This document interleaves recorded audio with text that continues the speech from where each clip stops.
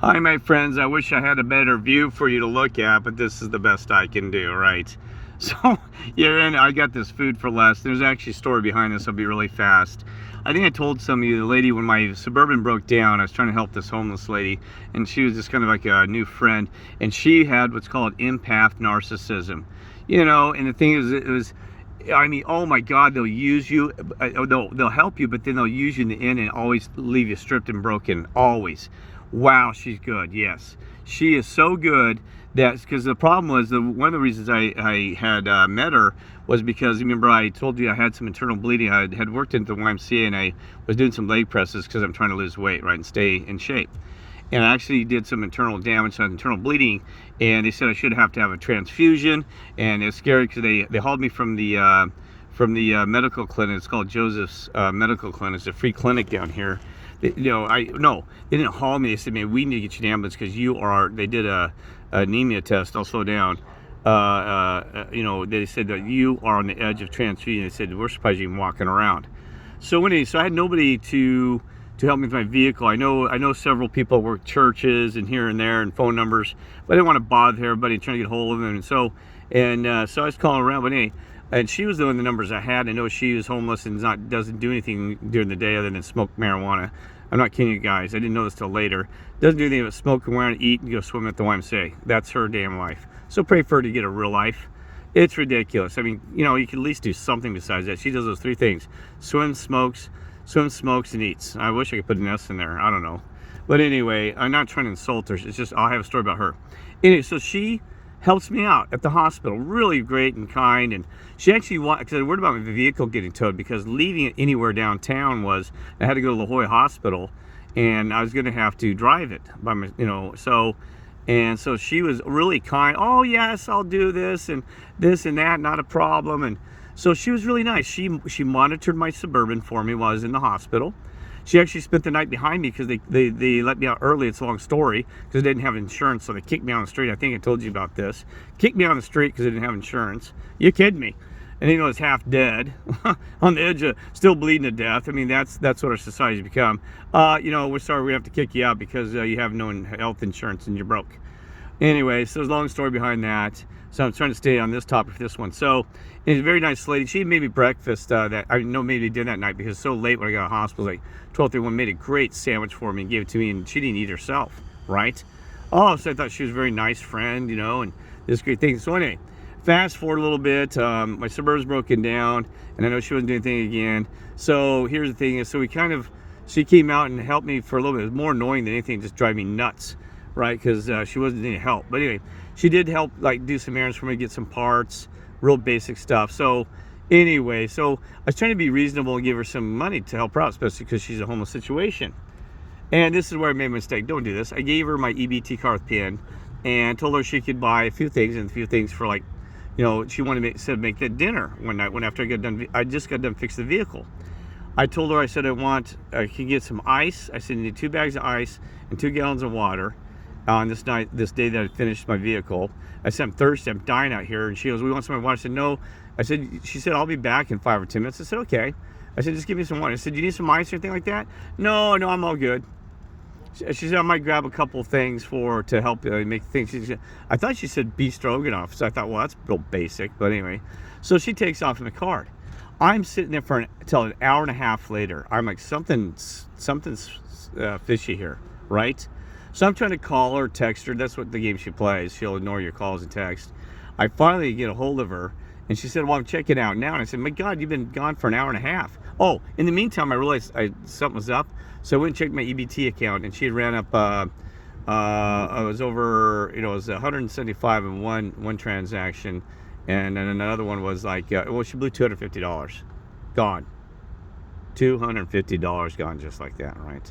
So she comes pulling in with their van after, I didn't yell at her when I said, man, I'm thirsty here. I thought you said in 5 minutes. And she hung up the phone and by. She goes, I'm coming. And I was like, what? Really? Come on, don't be nasty. Wait. So she pulls up and I said, I need my food. I need the ice, the water, and the food card. So she hands me, because I put the card in the Bible, so she hands me the Bible. So I thought the card was in it, my EBT card. So guess what?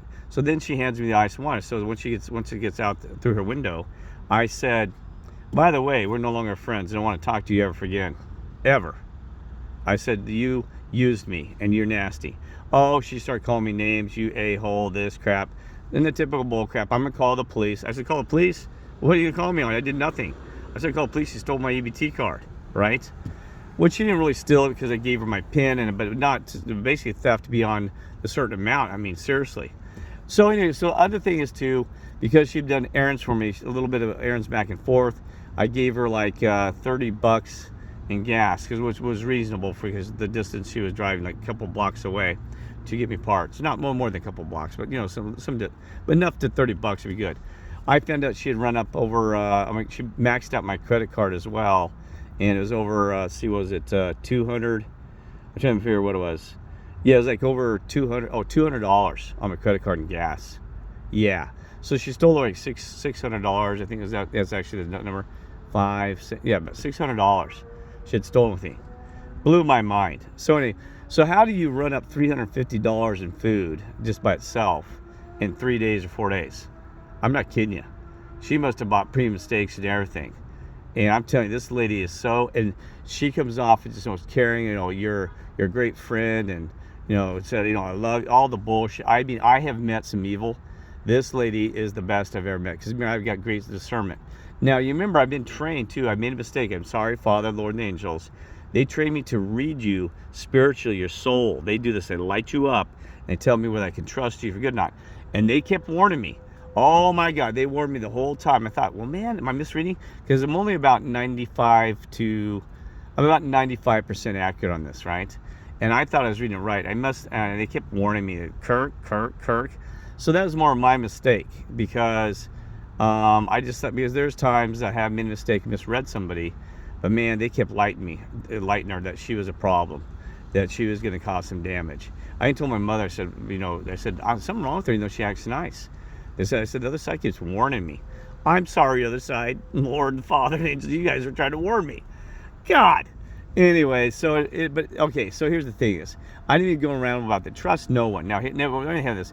Trust no one but God himself, or, you know, our creator. Our creator. Trust no one but God. Don't trust anybody but God. What he said, nobody other than your God. Now, you know, we should trust one another, brothers and sisters, but still use discernment, because I had been screwed over by people that said, hey, I'll die for you, and you're a great brother, the whole Christian thing.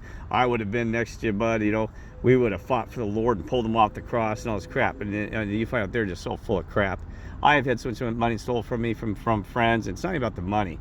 They backstabbed me, did things behind my back, stole from me, lied about me, and lies have really pissed me off. Lying, you know, saying bad shit behind my, never cuss. Saying bad things behind my back. I do not like to cuss. It's so disgusting, folks. Sorry, Father in heaven, Lord, we lead by example, folks. Lead by example. Don't cuss. It's stupid. They say, it's all right. No, it's not all right. Those words come in your mouth, it's like a spell. Anybody hears that native, and you know what I mean? Don't do that, okay? That's part of our society. Our tongue is, we're so disgusted with our tongues. Anyway, so the thing is, here's the thing is, you know, it's sad. It's gotten that bad. Now, another thing I'm going to bring up what I came up with is that we are losing brothers and sisters right and left. I mean, I've had friends I've had for years now that are cussing me on the phone for no reason, insulting me, angry, resentment, and mentally ill. The mental illness I can't take. You know, we know that some people already have mental issues, but this mental illness is getting worse. I mean, seriously, my friends are losing their dang minds. It's sad. It is sad that we are living, like I said, the Alice in Wonderland. They're all mad down here. They're mad. They're all mad. That's sad when we're not talking just your typical Christian or their typical religious individual either. We're talking, hey, thank you for your service, sir. Thank you. I was in the service, but God bless you, all right? Appreciate our freedom. All right. Yeah, thank you. So anyway, here's the thing. So we're losing people right and left, and it's sad. I mean, I don't know what to do, because these aren't your average day Joe, you know, I don't want a traditional Christian where, they're very respectful. This ain't your average, like, picture the Mormon, talking to them. I mean, they're above that. They're like supposed to be, like 144 Revelations, and some of them, so they can see the Mandela effect. They can see the lies. They're like Matt from Quantum Conscience. He's not one I'm talking about, but they're completely awake, and you can't bull crap them. And so God's letting pull that veil back, but then they're the ones we're supposed to be. I thought that they're supposed to be with us and help us bring a new beginning, and I found out they're just disgusting. They're my friends too. These friends that I've known for a long time. I mean, a couple of them have cussed me out, and I said, "Hey, man, what's wrong with your behavior? Fix it." I said, "That ain't Lord-like," and you are kidding me. So here's the deal: I almost can't trust anybody now in friends, and I know some of you that are watching this video, you're a great individual and a great soul, but it's to the point where anybody, I just trust no one. It sounds horrible; it should be that way. I don't know how many of us are true people that truly care about one another. They won't backstab or cuss at you, or just grow up and not have drama. I mean, some of these people like 58 years of age and act like children, like 6-year-olds. And some are younger where they have a learning process. They need to work with the Father and Lord to get a little more mature. But you are kidding me. They're not, I mean, seriously. I mean, I had people that were religious on our old earth, before, when I told you one's called Freedom Earth is Control Earth, they were religious, and they showed more respect and more common decency by their nature than others. So maybe that's the problem. If you have to read it to believe it, you should already had it to begin with, maybe, right? Now, I become a better person because I understand patience and kindness, humbleness. I understand about the things that should be said after you do it, but I always had a better nature than some of our supposed 144 in Revelations and all this other garbage, right? I was already more, they can read scripture better than me and have more of the oil. That oil is useless if you can't behave and act it out properly. You can know all this. I told you folks before that you can have all that knowledge, everything you can read the Bible front and backwards, which I know some people do, and they think they're golden, they're straight to the heavens, and boy, they can't touch them, and they've been saved and this and that. I'm not one to judge, but I tell you what, I want to be in a heaven that has these people that can't even behave properly, even though they know everything about the Bible, and they can read your scripture and all this other crap. So anyway, what I really want to do, I'm going to be happy, enjoy my life no matter what. So I don't care. Yeah, I've got a new mode now. If you try to insult me or insult somebody else or be disrespectful to somebody else, we're done. Because one of these individuals insulted a new friend I had that really bothered me, because this guy was a great guy, and they ended up arguing on the phone with each other. And one of the guys called the other one out and said, "Man, he's got a spiritual problem." The one that I was longer friends with, he said, "That guy's got problems." I said, "Yeah, I've seen a little bit, but you must have brought it out and shown his true colors, because they won't talk to each other." They said, "Forever again." So I said, "Thank you for bringing out true colors," because sometimes it takes a third person to go in there and really expose somebody for you, right? So I'm sorry about this individual. I'm never going to talk to him. And what I mean by, again, if they come with the Father and Lord and start showing respect and being nice to other people, then I might bring them in, because I'm going to keep a circle of good people with me. Like I said, I wish I could get some of you brothers and sisters, and I know some of you, and we could just live on an island that you're good people. And if you're naughty, we just kick you off the island and say, "Get out of here until you learn to behave." Because I just can't take the drama, the hate, the BS, and all this garbage, right? I just wish that God would give us a little island of just us good ones left, and just sit there and enjoy the sunsets, the beaches, and just live our lives in freedom and peace, and none of this drama, games, and garbage. Just live like a true family of God with true word, right? Kind of like little Noah's Ark, but on a little island, where I'm sure they didn't argue or fight on the dang ark, and got along with each other as a family and all this and that. That'd be my best dream, But it's got to have a ski resort on it, or not a ski resort. It's got to have some mountains and beach, because that's my best setup. I'm sorry, got to have that winter snow, because I'm from Colorado, with a nice beach. So hopefully someday we could have that little island we can enjoy each other. How's that? And play music, because I'm a pianist or whatever. Just maybe learn how to play on the coconuts, palm trees, or whatever. Make our own new instruments, right? In a bonfire. Oh God, it's just my dream. Just living life once, for just relaxing, enjoying just the sunsets and talking and learning. Just, wouldn't it be awesome? Way. Started going about that, because that is what I have this whole vision of how cool that would be. So in this video, what I really want to talk about is, I went way down all this other stuff. Is I really want to talk about how the, as a people. No, I'm sorry. No, in the ABCs. Now I got to think, Jason. Hey, thanks, Jason Budd. You did a great job. I don't know if he's going to listen to this. I asked him some questions about the alphabet, and I never realized, because it's actually with Toy Story. I told you we've been decoding Toy Story, and it had the Christ. It has Christ's name, the Christ in the boxes when it's piled up in Toy Story 1. It has it says QRST, which stands for Christ. Q is the first CH, or Christ, and then it said then there's another letter. I can't remember. It's like Christ U or something, right? Christ U or something, right? Well, I can't remember what. So he decoded that. So thank you. But so then I thought, well, what about if you look at, and then he said that in the alphabet, he led me to this. He said QRST is Christ. It's right. The word is right in the alphabet sequence. So A, B, C, D, E, F, G, right? You get to QRST. It's Christ right there. I said, you're kidding me.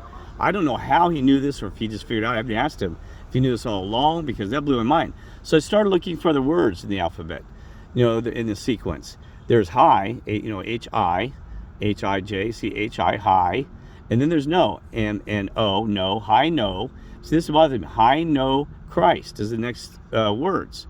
So I don't know if there's ones in between there. High, no, Christ. High, no, Christ. What does that mean? High, no, Christ. Does it mean anything? I think it does, because this stuff ain't usually a coincidence. High, no, Christ.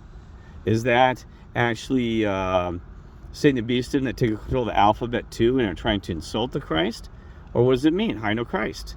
See, like hi, I'm here, evil, and there will be no Christ, and get rid of him, or hi, I don't know. But anyway, so let's think about that. I don't want to, like I said, don't go down these rabbit holes too much, because you'll spend your entire life looking and analyze every little piece that's thrown at us from this reality. You want to look for it, it'll throw it in front of you. Remember, we talked about that. If you want to think the moon might be made of talcum powder, and that they lied, and then NASA's all wrong, and all these other things, or it's made of cheese. I told you the Swiss cheese. Yeah, it's got holes in it. Yeah. Somehow that NASA's actually lied. It's Swiss cheese that's created by because it's the Milky Way already. The Big Dipper actually dipped some milk out of the Milky Way, and it formed the cheese wafer that's the moon, or cheese ball that's the moon. And see, they've been lying, because they said that people wouldn't believe that it's actually made out of cheese. See. Now, this reality, not kidding you, you could probably have 90% of things that seem factual that could prove that the moon was actually cheese. They had a cheese. Not kidding you. It'll do that. And it'll leave about 10% of you waffling that you can't prove that last 10%. That's what happens. That's why the flat earthers, the round earthers fight all the time, because each one has, they're valid, their points are valid up to 90%. The last 10% of them, they both fall apart. They're like, why can't we solve this riddle? Because it's there. Because the riddle is the riddle, right? It's reality. Anyway, so the ABCs. God bless and love you all. I'm going to cut this off. Have a great night.